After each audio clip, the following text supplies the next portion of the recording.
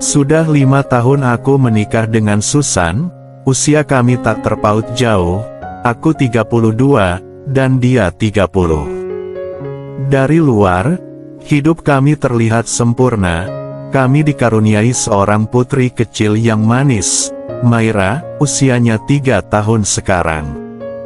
Tapi, di balik itu, rumah tangga kami memiliki luka yang tak pernah benar-benar sembuh. Susan, begitu manja, sejak awal sebelum menikah, bahkan, dia layaknya tuan putri yang selalu ingin dipuji, dan tak mau mengurus rumah. Awalnya, aku mencoba sabar, lalu kami sepakat mencari bantuan pembantu rumah tangga. Namun, satu persatu pembantu keluar.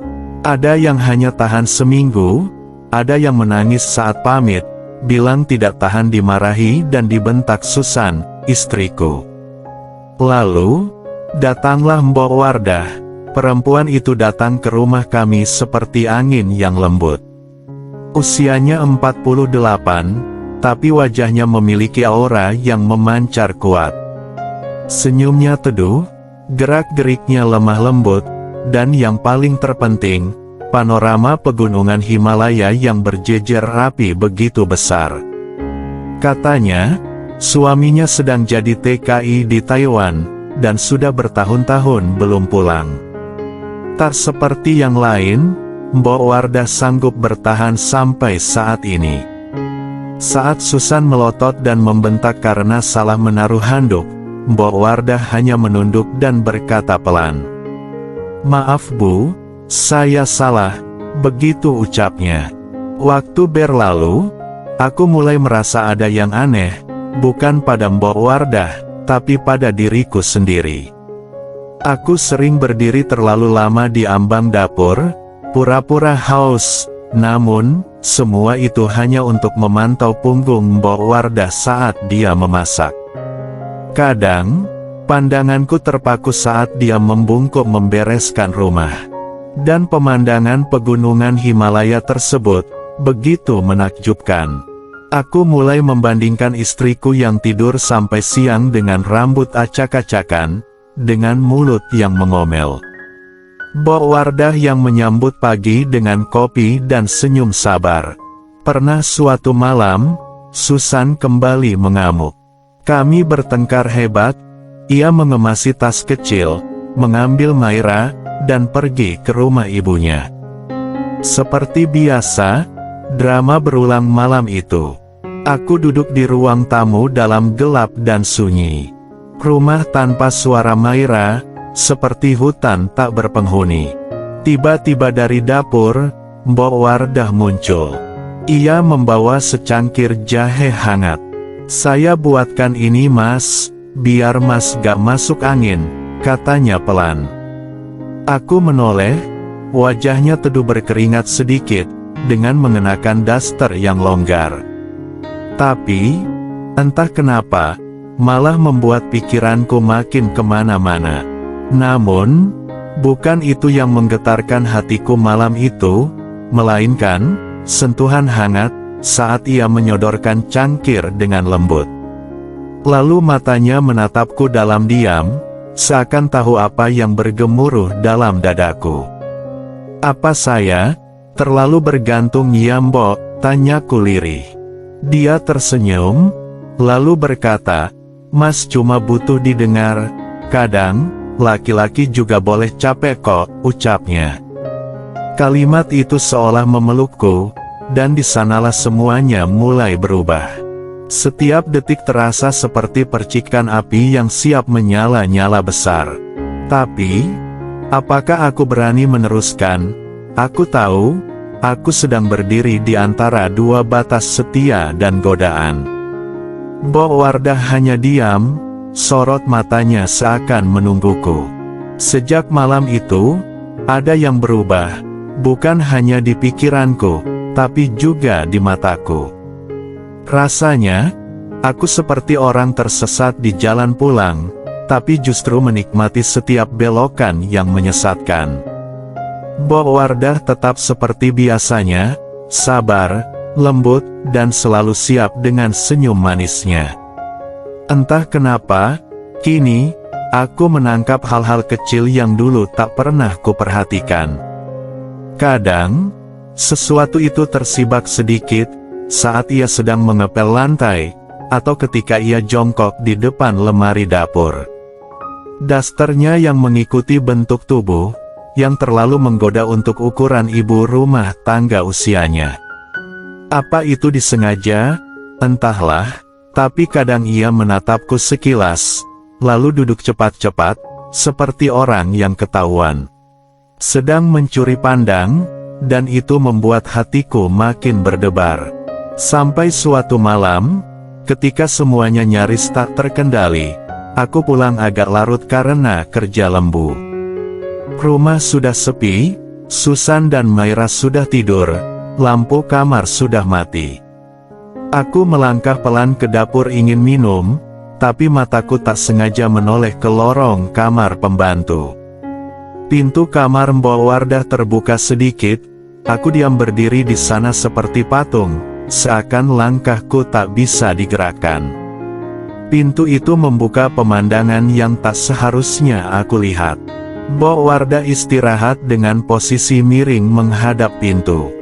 Dasternya tersingkap sedikit, dan selimut yang mestinya melindunginya, justru terjatuh di pinggir tempat pembaringan. Aku bisa melihat lekukan itu yang begitu lembut, dengan hanya diterangi cahaya remang dari jendela. Jantungku ini berdegup kencang, keringat dingin mulai menetes. Separuh diriku ingin melangkah maju mendekat, dan menyentuh dunia yang hanya ada dalam hayalku. Namun, separuh lagi berteriak, agar aku pergi. Aku pun menutup mata mencoba menahan diri. Aku berbalik cepat, dan berjalan menuju kamarku dengan langkah gemetar.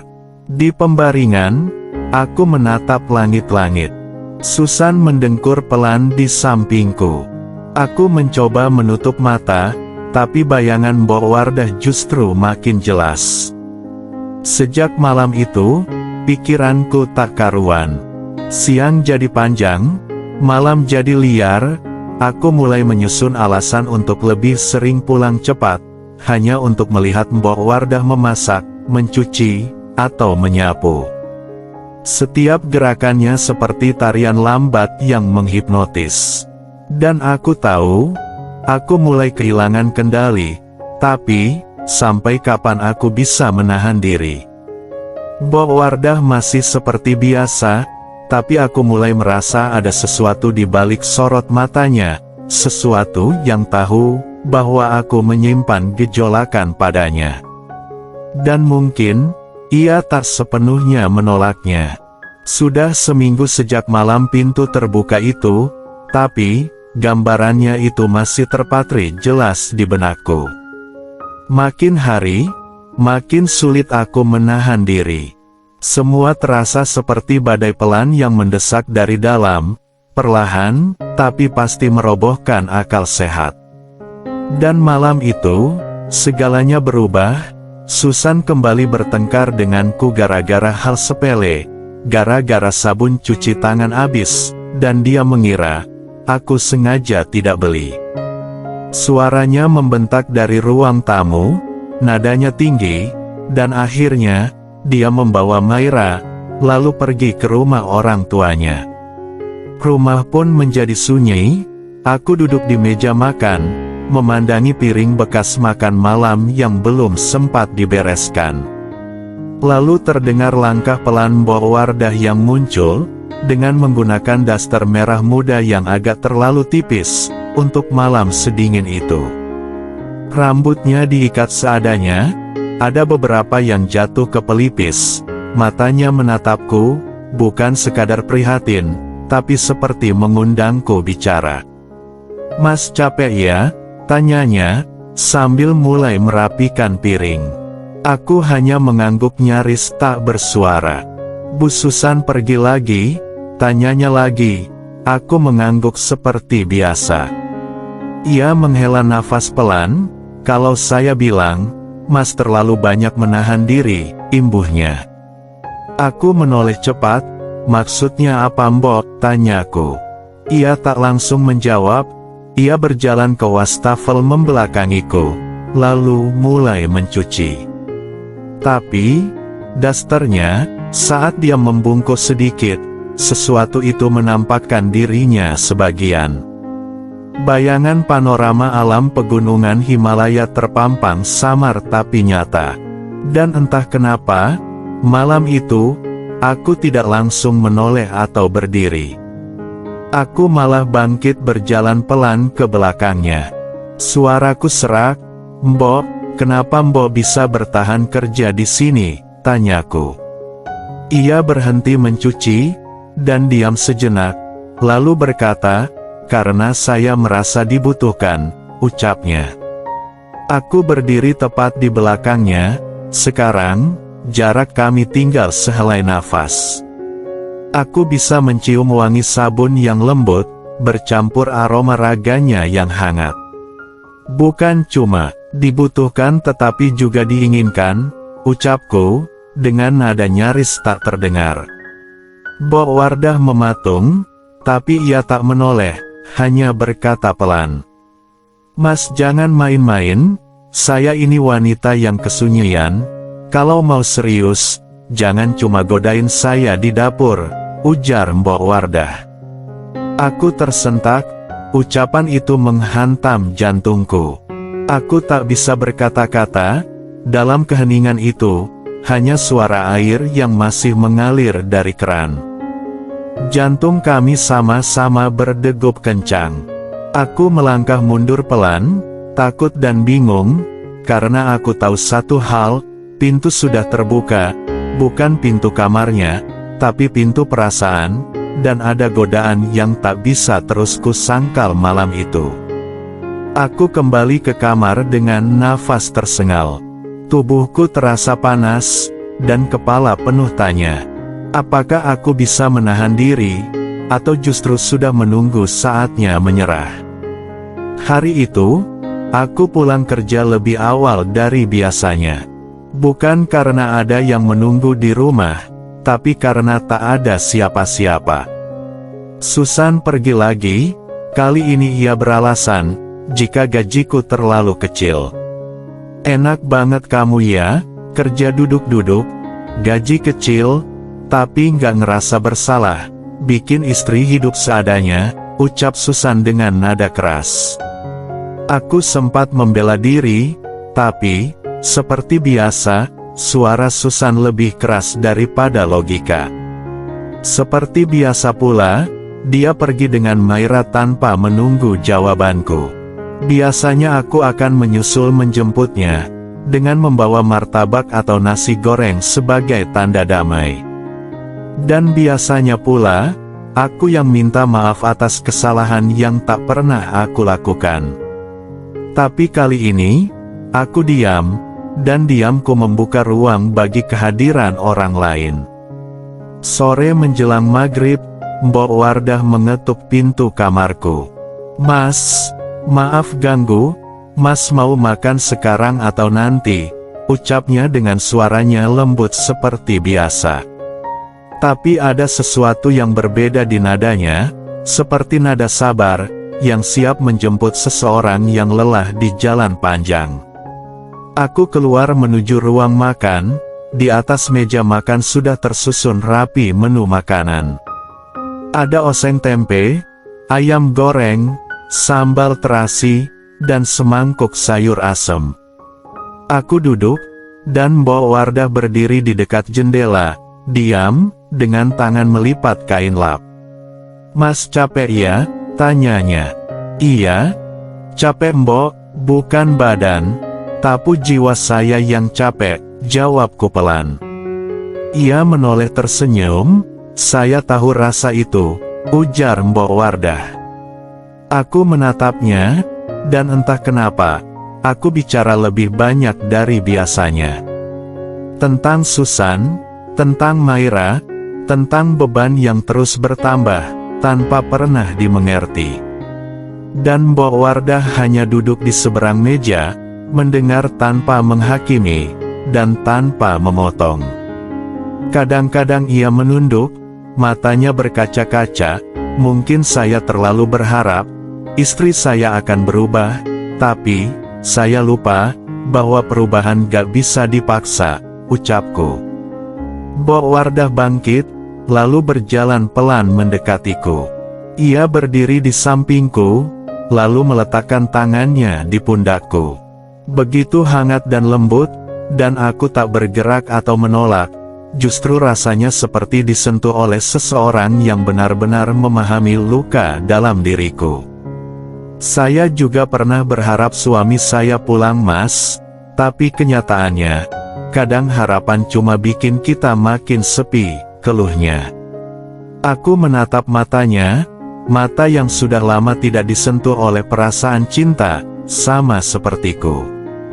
Saat itu, keadaan menjadi sunyi, hanya ada nafas kami yang saling mendekat, dan siap untuk menjalaninya.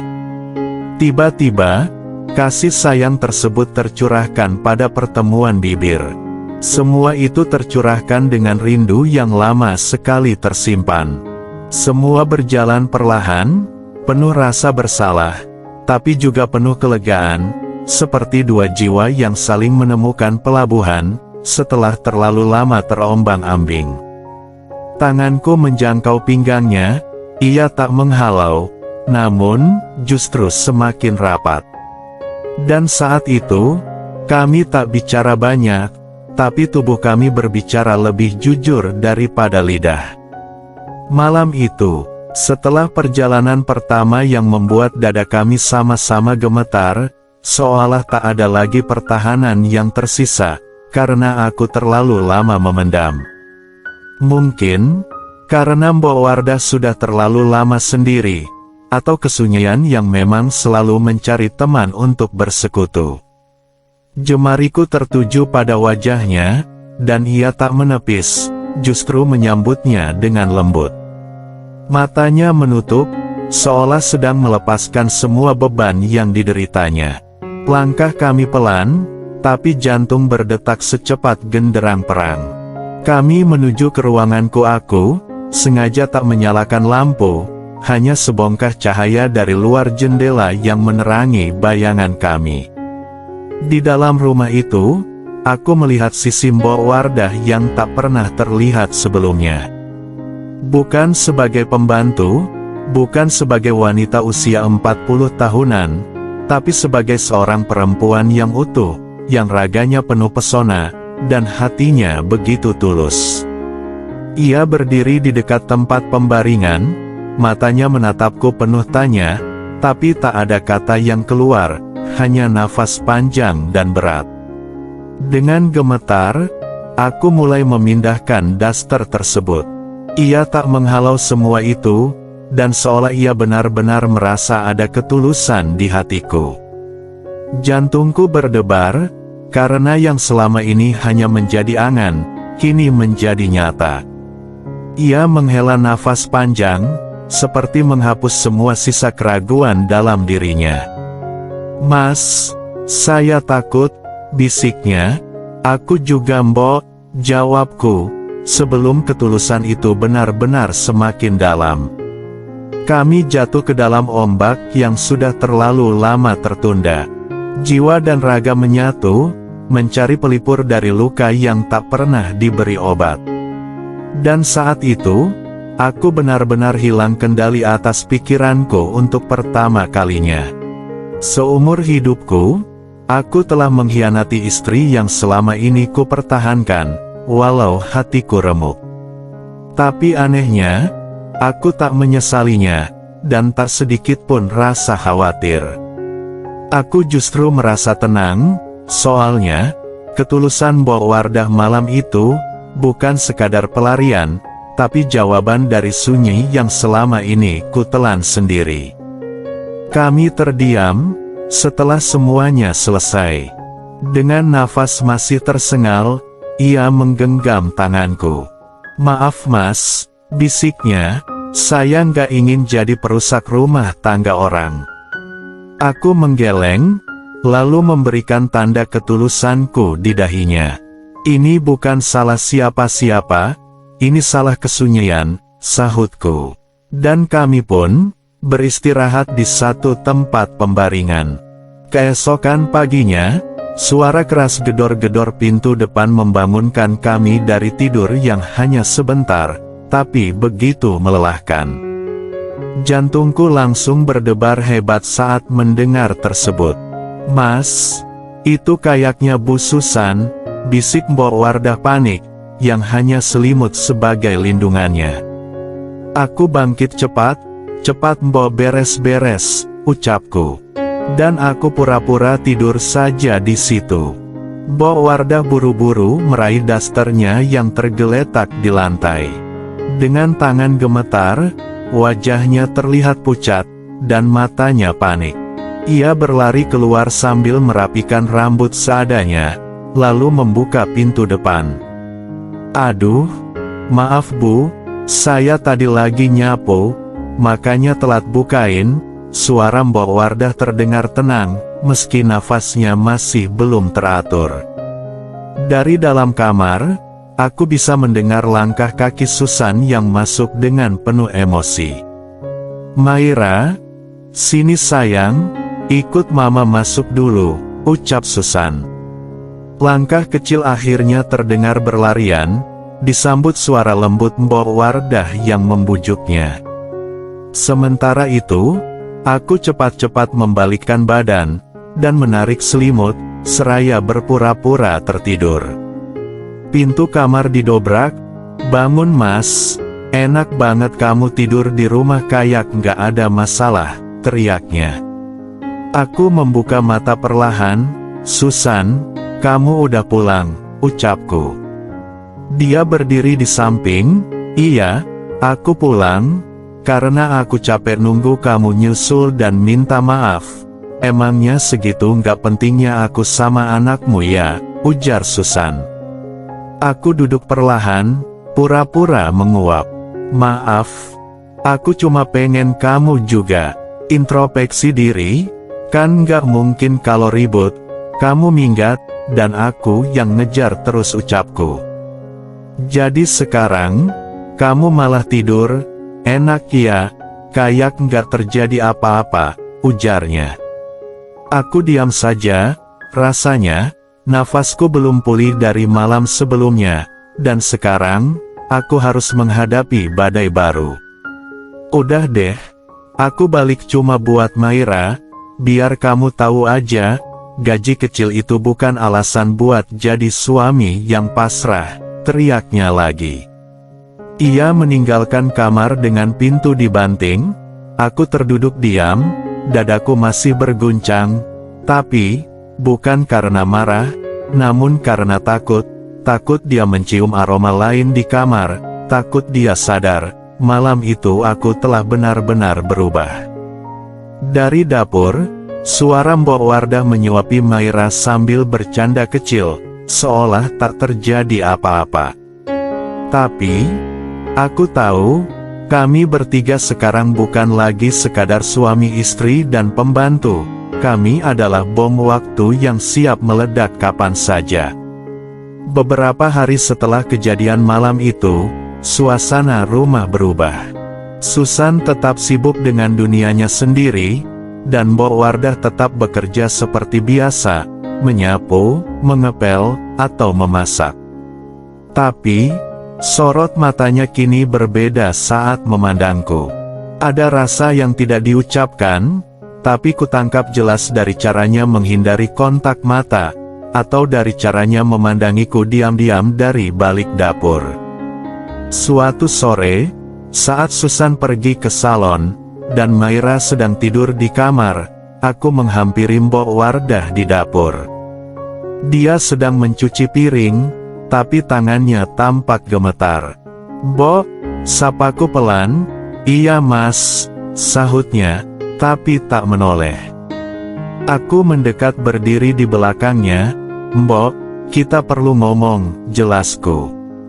Ia berhenti, air masih mengalir di atas piring.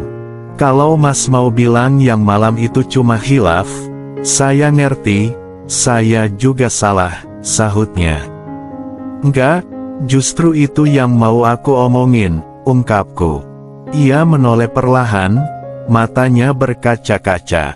"Mas, aku nggak ngerasa itu cuma khilaf. Malam itu, aku merasa tenang, nyaman, dan aku tahu, itu bukan cuma soal fisik," sahut Mbok Wardah memalingkan wajah. Matanya mulai basah.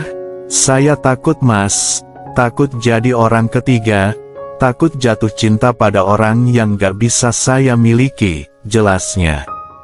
Aku memberi rangkul dari belakang, bukan karena suatu gejolakan, tapi karena aku ingin ia tahu, bahwa saat itu, bukan cuma tentang raga, tapi tentang hati yang sudah terlalu lama harus perhatikan.